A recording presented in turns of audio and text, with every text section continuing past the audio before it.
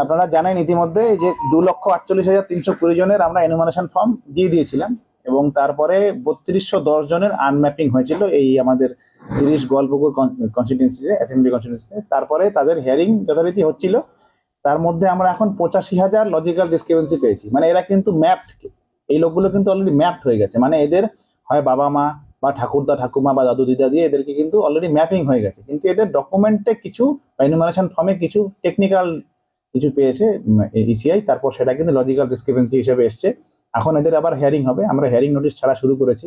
Already 70% hearing notice ছাড়া আমাদের হয়ে গেছে। 85,000-এর মধ্যে 70,000-এর মতো হয়ে গেছে। আশা করি 1-2 দিনের মধ্যে বাকিটা আমরা করে ফেলতে পারবো। কিন্তু এত সমস্ত লোককে কিন্তু আসতে হবে। তার মধ্যে কিছু ছাড় আছে, যারা স্টুডেন্ট, যারা 80-র উপরে বয়স, আপনারা জানেন ইতিমধ্যে ইসিআই অর্ডারও করেছে। মার্জিনালাইজড যারা আছে ওয়ার্কার, তারপর যারা অসংগঠিত ক্ষেত্রে চাকরি করে বা সংগঠিত ক্ষেত্রে চাকরি করে, আমাদের মাইগ্রেন্ট লেবার প্রচুর আছে এখানে, যারা গল্পগুলোর বাইরে কাজ করে, তাদেরকে আসার দরকার নেই বিশেষ। আর তারপরে হচ্ছে আপনারা জানেন সেক্স ওয়ার্কার, ট্রান্সজেন্ডার, এদেরও আসার দরকার নেই। অসুস্থ লোক যারা, তাদেরও আসার দরকার নেই। কারণ আমরা এদেরকে, এদের বাড়ির কেউ যে কোনো একজন রিপ্রেজেন্টেটিভ তাদের ডকুমেন্ট যদি নিয়ে আসে, বিশেষ করে এই লজিক্যাল ডিসক্রিপেন্সি কেসে, আমরা কিন্তু তাদের হিয়ারিংটা করে দেবো। কিন্তু হিয়ারিং এ এদেরকে আসতেই হবে, মানে অন্তত তাদের বাড়ির কাউকে একে রিপ্রেজেন্ট করার জন্য হলেও আসতে হবে। বিডিও সাহেব, আপনি শুধুমাত্র একজন বিডিও নন, একজন ARও এখন এই মুহূর্তে। সব থেকে বড় কথা, এই এলাকার আর্থসামাজিক পরিকাঠামো নিয়ে আপনি দারুণ ওয়াকিবহাল। এটা হচ্ছে এমন একটা এলাকা যে এলাকা থেকে মার্জিনাল ওয়ার্কার্স এবং পরিযায়ী শ্রমিকের সংখ্যা বেশি। আপনি বলছেন আসতে হবে না, কিন্তু এমনও অনেক পরিবার আছে যারা হয়তো ড্রাফট রোলে তাদের নাম আসার পরে নিশ্চিত হয়ে গেছিলেন যে তাদের 2002 সালের কারণে, ভোটে নাম থাকার কারণে অথবা প্রজনীর কারণে তারা নিশ্চিত তাদের ভোটে নাম থাকবে 2026-এ।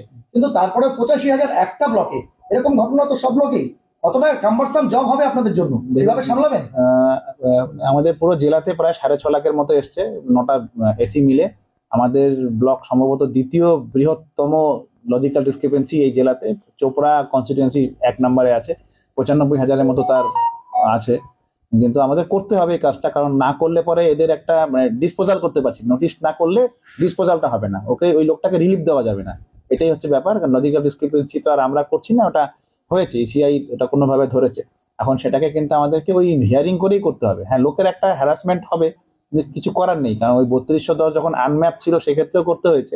এখন লজিক্যাল ডিসক্রিপেন্সি হয়েছে, এই ক্ষেত্রেও কিন্তু করতেই হবে। আজকে এই এলাকার বিধায়ক এবং রাজ্যের মন্ত্রী ক্যাবিনেট মন্ত্রী গ্রাম রব্বানি আপনাকে একটা মেমোরেন্ডাম দিলেন, আপনি এটাকে কি chief election commission of election commissioner বা ইসিআই কে পাঠাবেন? এটা দেখুন, সবার আগে তো আমাদের এই এসি, মানে আমরা যতগুলো এসি আছে, আগে তো ডিও সেটা দেখেন, ডিও কন্ট্রোল করেন, ডিস্ট্রিক্ট ইলেকশন অফিসার। আমরা ডিওর কাছে পাঠাবো, ডিও স্যার যেমন ভাবে মনে করবেন উনি সেভাবে সেটাকে অনওয়ার্ড ট্রান্সমিশন করবেন, উপর মহলে পাঠাবেন। স্যার, বলছিলাম যে হিয়ারিং শুরু হওয়ার আগে মানে থেকে দেখা গেছে যে ব্লকে ব্লকে একটা হয়রানির ছবি উঠে আসছে।